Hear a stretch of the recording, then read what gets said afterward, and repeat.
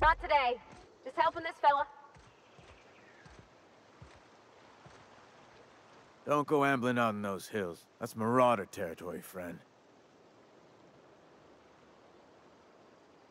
Ain't safe out here. You'd best head into town. Avail yourself of Edgewater's high walls. And low prices.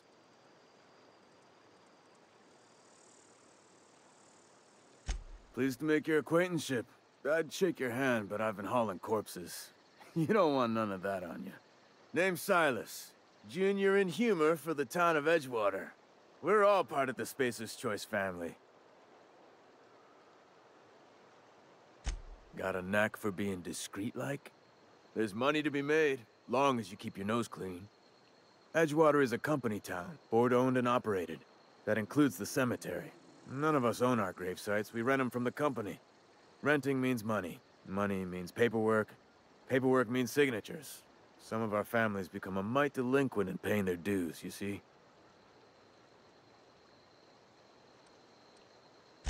4 workers still haven't paid up. Phyllis, Conrad, Ludwig, and Martin Abernathy. He's a special case. You may want to twist his arm a little.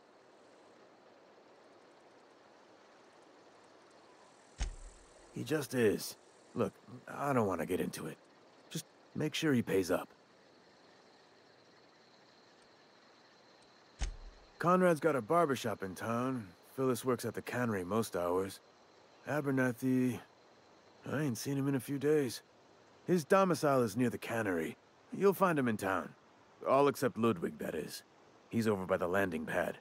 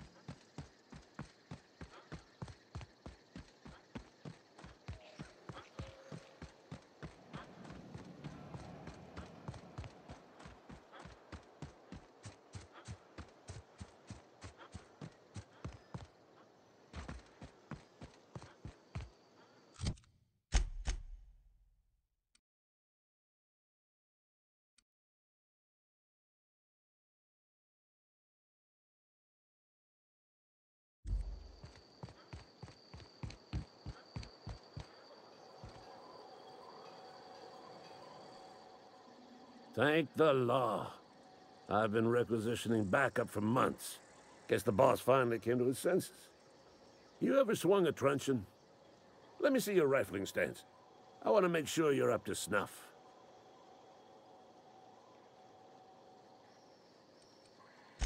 I told Silas I'd pay my dues if he agreed to join the resistance. Guess this means he's finally heard the calling.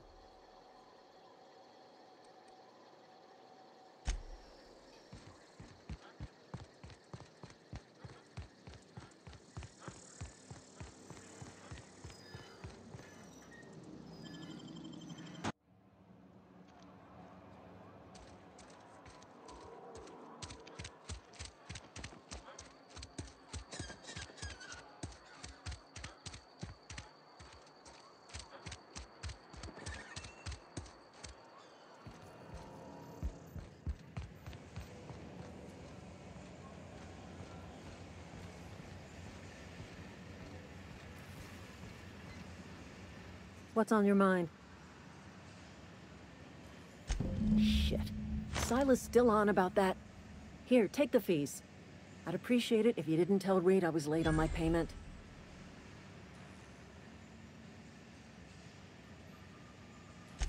Because they're not my fees and not my gravesite. Guy I worked with shot himself. I paid the bill.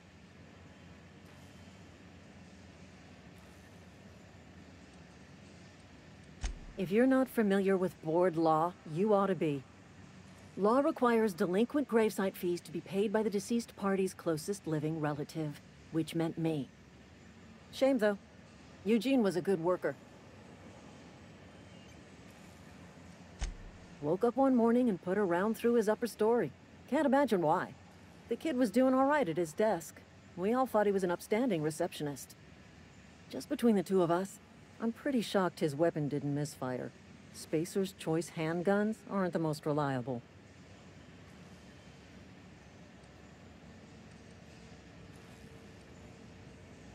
Eugene wasn't family.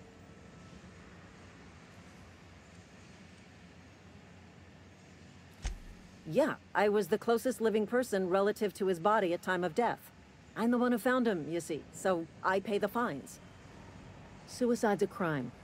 The legal term is irreparable damage to company property. What Eugene did to himself was vandalism.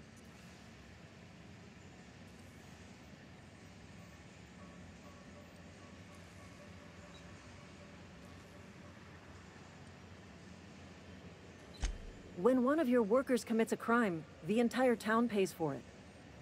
In other words, Edgewater would have been penalized pretty hard. Whatever Eugene was worth as an asset, we would have had to pay out of pocket to Spacer's Choice.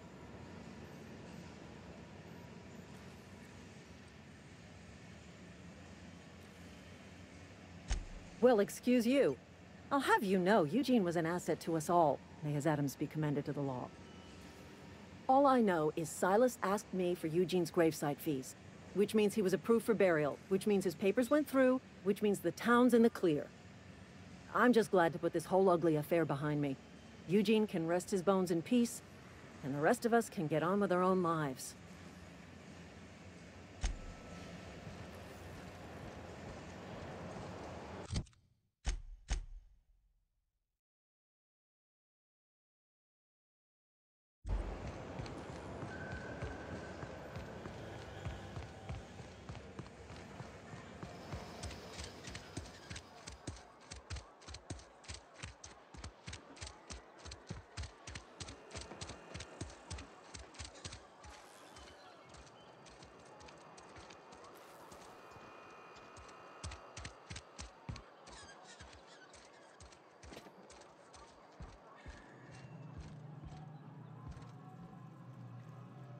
What can I do for you?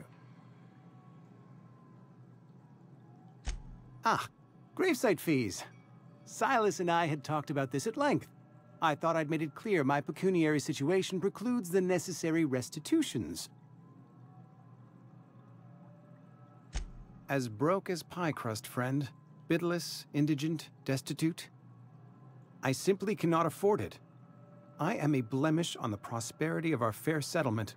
When I expire, I expect Silas to toss my body into a ditch.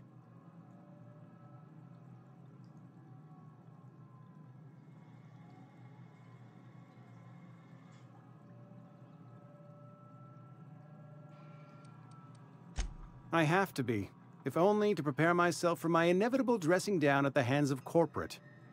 Tell Silas I can't afford to pay. And that I fully expect to have my medical rights revoked for this dereliction. With my apologies.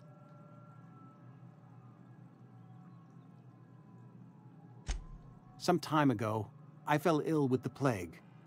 By the grace of the law, and through my own hard work, I'd proven worthy of treatment.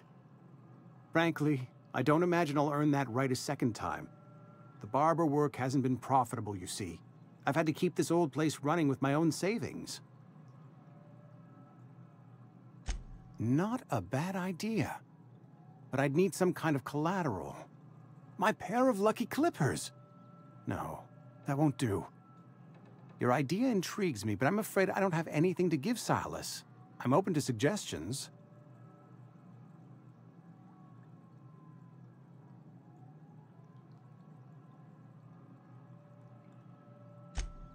Much obliged.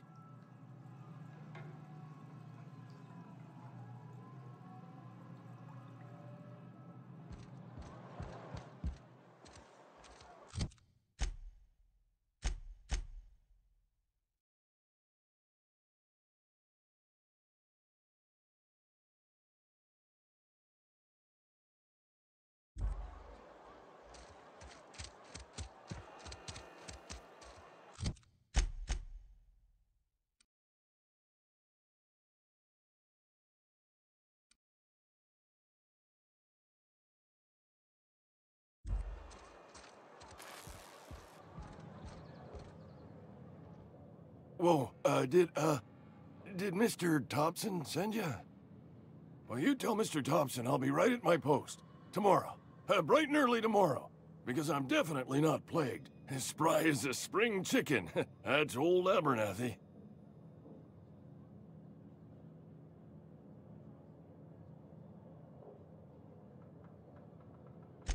And what are you doing here? Visiting? Well, let me give you the grand tour.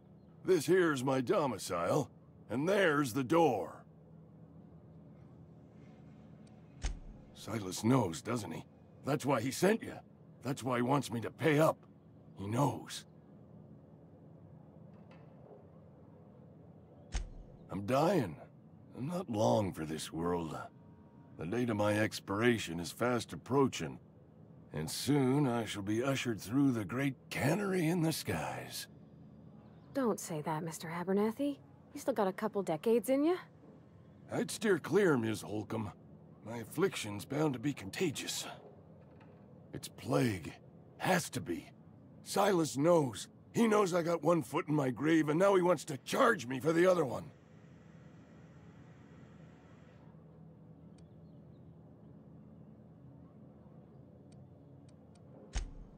You are? Oh, wow. First time anyone's ever told me that. I'll pay your fees. I don't want any trouble from Silas. But if you could see your way to freelancing for me, I could really use the help.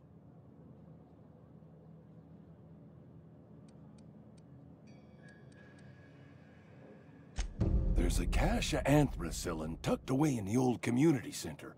Powerful stuff. Stronger than what we got, anyway. I need you to break in, nab that medicine, and bring it back to me.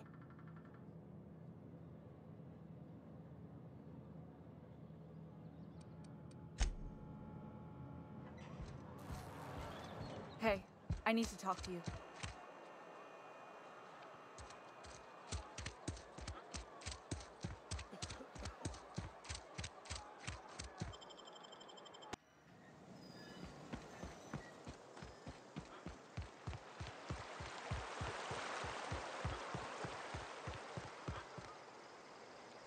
Lovely to see you about, Miss Parvati. Things going all right, Silas? Been keeping him careful and true, miss.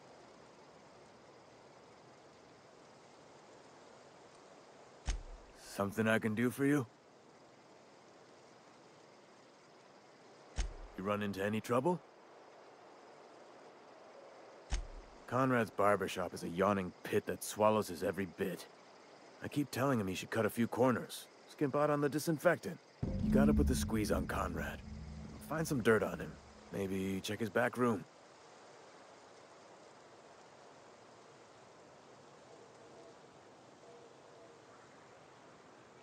That's the word, extortion. Been on the tip of my tongue all day.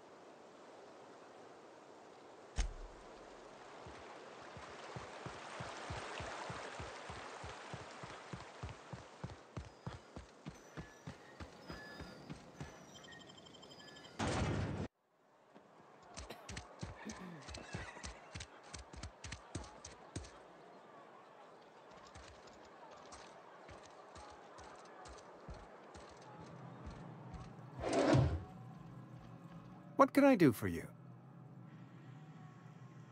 Go ahead.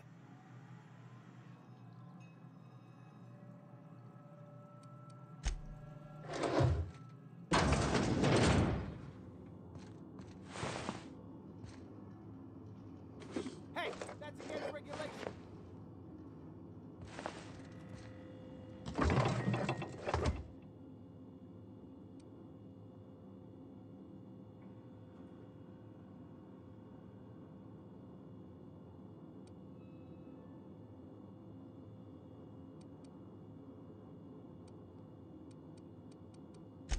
You know, you made a real generous argument.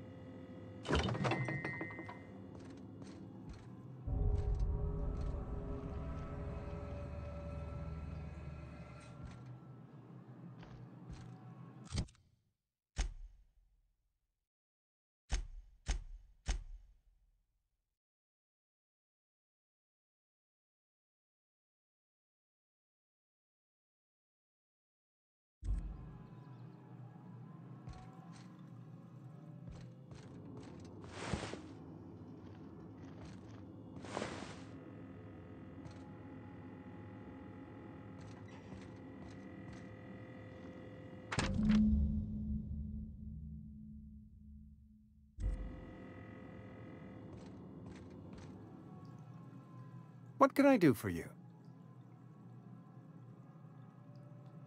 You know about Eugene?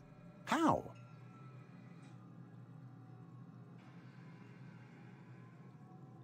Then, you know Phyllis suggested selling off Eugene's gold teeth.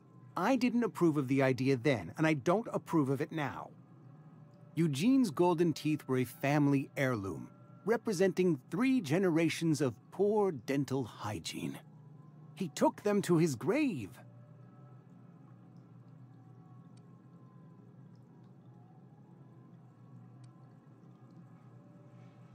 That's unthinkable.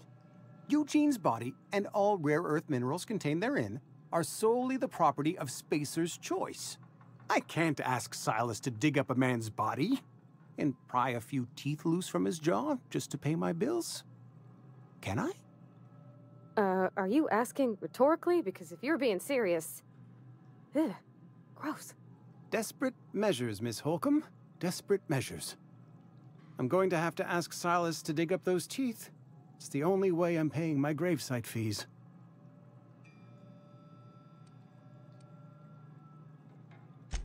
I'm sure that I have no other choice.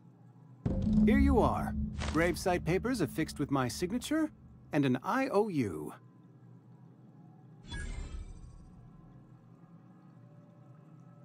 Eugene was not a suicide. He put a bullet in his brain, yes, but that's largely a technicality. I was the one who prepared Eugene's body for interment. I discovered symptoms of the plague on his corpse, and I discovered medicine in his pocket. Lots of medicine. Eugene overdosed on adrenatime, which is known to cause psychosis and paranoia as possible side effects. The paranoia drove him to take his own life.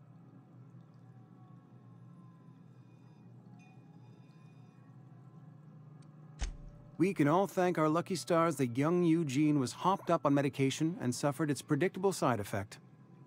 I included it all in my official report. I'd like to think I saved Edgewater a great deal of money. We never could have paid the fines associated with a suicide.